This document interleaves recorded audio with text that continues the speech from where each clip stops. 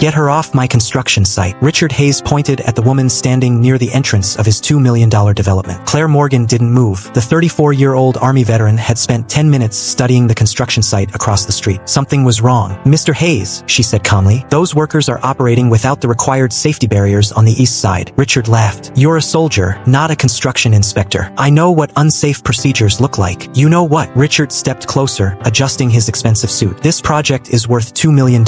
I don't have time for people who walk onto private property pretending they understand my business. Claire showed him her veteran ID. I'm not pretending. Richard barely glanced at it. Congratulations, you served. Then he looked at his security guard. Get her out of here. The guard approached Claire. She didn't argue. She simply looked back at Richard and said, before I leave, I'm giving you one chance. Richard smirked. A chance to do what? Fix the safety violations before someone gets hurt. Richard laughed louder. You think you can threaten me? No. Claire reached into her bag and pulled out her phone. I think you should look at what I photographed. She showed him several pictures. Workers were operating near an elevated section without the protective barriers required for that stage of construction. Another photo showed materials stacked dangerously close to an access route. Richard's expression changed for half a second. Then he recovered. You took pictures on my property? From a public sidewalk. Delete them. No. Richard's voice hardened. You have no idea who you're dealing with. Claire looked directly at him. Actually, I think I do. The security guard escorted her away. Richard watched her leave, smiling. He thought the problem was gone. It wasn't. The next morning, 2 city inspectors arrived at the construction site. Richard stormed toward them.